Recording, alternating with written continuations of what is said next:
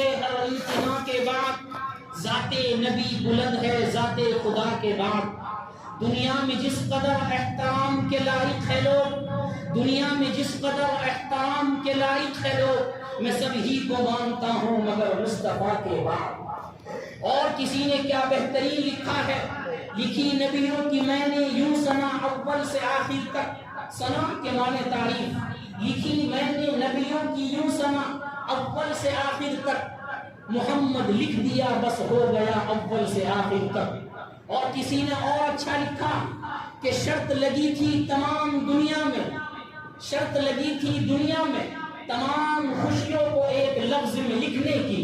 شرط لگی تھی دنیا میں تمام خوشیوں کو ایک لفظ میں لکھنے کی، وہ کتابیں ڈھونڈتے رہے میں نے نام محمد لکھ دیا.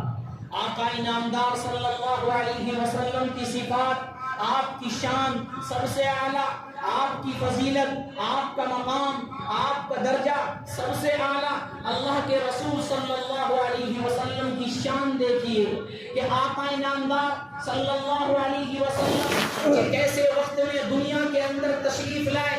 ایسا وقت جو صرف تاریکی ہی تاریکی تھی، اندھیرا ہی اندھیرا تھا، جہالت ہی جہالت تھی، فسق و فجور تھا، ظلم و ستم تھا، قتل و غارت بری عام تھی، ایک دوسرے کے قتل کرنے کے در پہ تھے.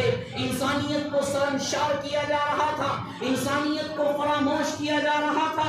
یہی نہیں، اگر کسی کے گھر میں کوئی لڑکی پیدا ہوتی، کوئی بچی پیدا ہوتی، وہ باپ اس بچی کو پکڑتا اور کھیت کے اندر لے جاتا. وہ بچی اور وہ لڑکی پوچھتی ابا جان کہاں جا رہے ہو، ابا جان کیا کرنے جا رہے ہو. وہ باپ کہتا بیٹا میں مزدوری کرنے کے لیے جا رہا ہوں، بیٹا میں کمانے کے لیے جا رہا ہوں، چل تو میرے ساتھ چل، تو بھی میرے ساتھ کام کرنا، تو بھی میرے ساتھ مزدوری کرنا. وہ باپ بیٹی کو لے کر جاتا ہے، چھوٹی بچی کو لے کر جاتا ہے اور گڑھا کھودتا ہے. وہ بچی پوچھتی ہے ابا جان آپ کو پیاس لگی ہوگی، ابا جان آپ تھک گئے ہوگے، ابا جان آپ کے جسم پر پسینہ آ رہا ہے، میں آپ کے لیے پانی لاتی ہوں، میں آپ کے لیے ٹھنڈا شربت لاتی ہوں، میں آپ کے لیے ٹھنڈا پانی لاتی ہوں تاکہ آپ کا پسینہ سوکھ جائے، تاکہ آپ مزدوری کر رہے ہیں، آپ دھوپ کی تپش کے اندر تپ رہے ہیں، تاکہ آپ کی تھکان کم ہو جائے. لیکن اسے معلوم نہیں تھا کہ جو گڑھا کھودا جا رہا ہے وہ کسی اجرت کے لیے نہیں، وہ کسی مزدوری کے لیے نہیں، بلکہ تجھ جیسی بچی جو پیدا ہوئی ہے اس کو اس زمین کے اندر، اس گڑھے کے اندر دفن کرنے کے لیے ہے. وہ درندہ صفت انسان، وہ درندہ صفت باپ اٹھتا ہے اور بچی کو اٹھاتا ہے اور جو گڑھا اس نے کھودا تھا اس میں رکھتا ہے. وہ بچی چیختی ہے اور پکارتی ہے اور کہتی ہے ابا جان میرا قصور کیا ہے، ابا جان میری غلطی کیا ہے، ابا جان میری کوتاہی کیا ہے. میں تو آپ سے محبت کرنے والی ہوں، میں تو اپنی جان کو آپ پر نشاور کرنے والی ہوں، میرا سب کچھ آپ کے لیے ہے، میرا پیار آپ ہے، میری محبت آپ ہے، میں آپ کے بغیر زندہ نہیں رہ سکتی. یہ آپ کیا کر رہے ہیں، میرا ظلم کیا ہے، میری غلطی کیا ہے، میری کوتاہی کیا ہے، میں نے کیا کام کر دیا. ابا جان اگر آپ جو ہے مجھے پسند نہیں کرتے، مجھے اور کسی کے پاس بھیج دیجئے، لیکن میرے ساتھ یہ کام نہ کرے، مجھے مت دفنائیے. لیکن وہ درندہ صفت انسان اپنے ذہنوں کے اندر اور دل و دماغ کے اندر خناس بھرا ہوا تھا، اس نے ایک نہ سنی اور وہ بچی کو اس گڑھے کے اندر دفن کر دیا. وہ بچی چیختی تھی، پکارتی تھی اور کہتی تھی مجھے بچاؤ مجھے بچاؤ، لیکن وہ درندہ صفت انسان اس بیٹی کو اٹھانے کے لیے تیار نہیں تھا. ایسا جہالت کا دور جب ایک دوسرے کو قتل کیا جا رہا تھا، جب بچی کو زندہ دفنایا جا رہا تھا، ایسا دور جب جہالت ہی جہالت تھی، گمراہی تھی، ایسے وقت میں ضرورت تھی ایک ایسے نبی کی، ایسے وقت میں ضرورت تھی ایسے رسول کی، ایسے وقت میں ضرورت تھی ایک ایسے انسان کی جو اس دنیا کے اندر آ کر یہ بتائے کہ مظلوموں کا سہارا کون ہوتا ہے، جو اس دنیا کے اندر آ کر بتائے کہ حق بولنے والا کون ہوتا ہے. ایسے وقت میں رسول اکرم صلی اللہ علیہ وسلم کو مبعوث کیا گیا اور بتا دیا گیا ایک نبی آنے والا ہے جو مظلوموں کا سہارا بنے گا، ایک نبی آنے والا ہے جو غریبوں کا سہارا بنے گا، ایک نبی آنے والا ہے جو کمزوروں کو طاقتور بنائے گا. ایک نبی آنے والا ہے جو یتیموں کا والی بنے گا. ایک نبی آنے والا ہے جو پوری دنیا کا نبی بنے گا. ایک نبی آنے والا ہے جو پوری دنیا کا سردار بنے گا. ایک نبی آنے والا ہے جو غریبوں کی رعایت کرے گا, جو غریبوں کو اور فقیروں کو غنی بنائے گا. یہ بتایا ہے ایسے وقت میں ضرورت تھی اس نبی کی, ایسے وقت میں میرے اور آپ کے آقا صلی اللہ علیہ وسلم کو مبعوث کیا گیا. اور آپ کے کمالات کہاں بیان کرے. پوری زندگی بھی اگر اس سیرت پر, اس موضوع پر بولا جائے, ہماری زندگیاں ختم ہو سکتی ہے, ہمارے بیان ختم ہو سکتے ہیں, ہماری کتابیں پر ہو سکتی ہے, لیکن آقا نامدار صلی اللہ علیہ وسلم کی سیرت اور آپ کی صفات مکمل نہیں ہو سکتی, نہیں ہو سکتی. کہاں کہاں تک بتائیے آپ کے کمالات. آپ صلی اللہ علیہ وسلم اب تک دنیا کے اندر تشریف نہیں لائے. حضرت آدم علی نبینا علیہ الصلوۃ والسلام اپنے بیٹے سے فرماتے ہیں, اے میرے پیارے بیٹے, اے میرے پیارے بیٹے, تجھے ایک نصیحت کرتا ہوں. بیٹا کہتا ہے ابا جان کیا نصیحت ہے, ابا جان کیا آپ کا حکم ہے.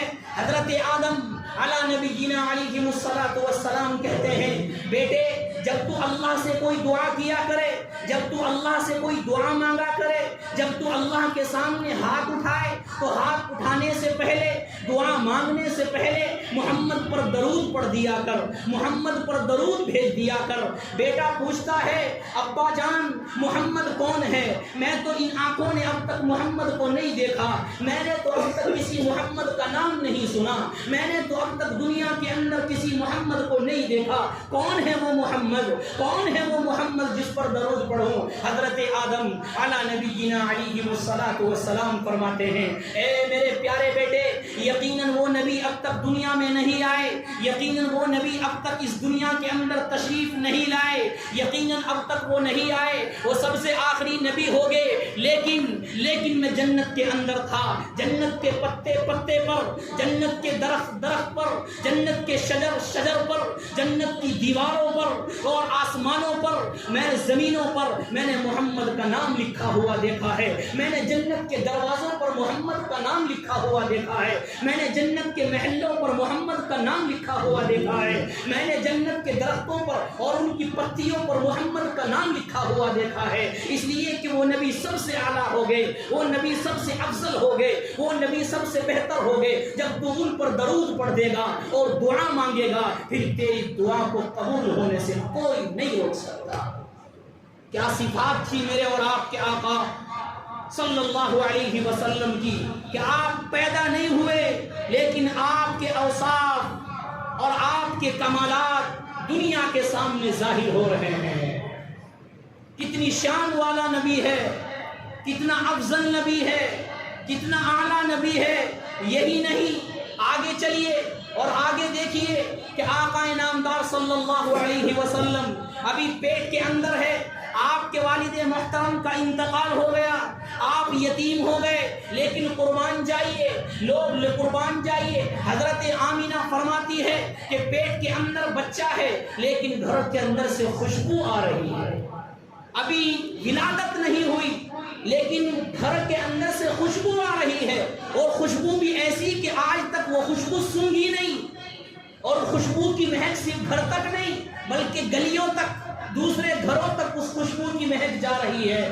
حضرت عبداللہ انتقال ہو گیا اور عبد المطلب کو پوچھتے ہیں لوگ, اے عبد المطلب تیرے گھر میں خوشبو کہاں سے آئی, تیرے گھر میں عطر کہاں سے آیا, تیرے گھر سے خوشبو بہت آ رہی ہے. تو ایسی عطر کی خوشبو آ رہی ہے, وہ خوشبو ہم نے آج تک سونی نہیں. ہم نے یمن کی خوشبو کا بھی استعمال کیا, ہم نے فلسطین کی خوشبو کا بھی استعمال کیا, ہم نے مکہ مدینہ کی خوشبو کا بھی استعمال کیا, ہم نے ملک شام کی خوشبو کا بھی استعمال کیا, لیکن تیرے گھر سے جو خوشبو آ رہی ہے, تیرے گھر سے جو مہک آ رہی ہے, یقیناً وہ خوشبو, یقیناً وہ مہک نہ شام کی ہے, نہ فلسطین تمیم کی ہے اور نہ مکہ کی ہے نہ مدینہ کی ہے۔ اے عبد المطلب تو بتا کہ تو خوشبو کہاں سے لایا ہے، تو عطر کہاں سے لایا ہے؟ عبد المطلب پریشان ہے، عبد المطلب حیران ہے کہ میں تو کوئی خوشبو نہیں لایا، ماجرا کیا ہے، ماجرا کیا ہے، سبب کیا ہے، سبب کیا ہے؟ اور پوچھتے ہیں، حضرت آمینہ سے پوچھتے ہیں، اے بیٹی بتا، لوگ مجھے پوچھ رہے ہیں کہ خوشبو کہاں سے آ رہی ہے، تو بتا تو خوشبو کہاں سے لاتی ہے، تو عطر کہاں سے لاتی ہے؟ حضرت آمینہ فرماتی ہے، میں آپ کو کیا بتاؤں اے عبد المطلب، میں آپ کو کیا بتاؤں، یہ خوشبو کوئی عطر کی خوشبو نہیں ہے، میں نے آج تک عطر خریدا نہیں ہے، میں بازار نہیں گئی ہوں، میں ملک شام اور فلسطین نہیں گئی ہوں، لیکن جب سے پیٹ کے اندر بچہ آیا ہے، جب سے میں حاملہ ہوئی ہوں اور میرے پیٹ کے اندر یہ بچہ آیا ہے، عجیب عجیب چیز رونما ہو رہی ہے، اس بچے کے پیٹ کے آنے کے بعد خوشبو ہی خوشبو مہک رہی ہے، یہ تو کچھ بھی نہیں۔ عبد المطلب سے کہتی ہے حضرت آمینہ، اے عبد المطلب یہ تو کچھ بھی نہیں ہے، جب سے پیٹ کے اندر بچہ آیا ہے عجیب عجیب چیزیں ہو رہی ہے۔ کیا ہو رہی ہے کہ میں پہلے راستے میں چلا کرتی تھی، پانی لینے کے لیے جایا کرتی تھی،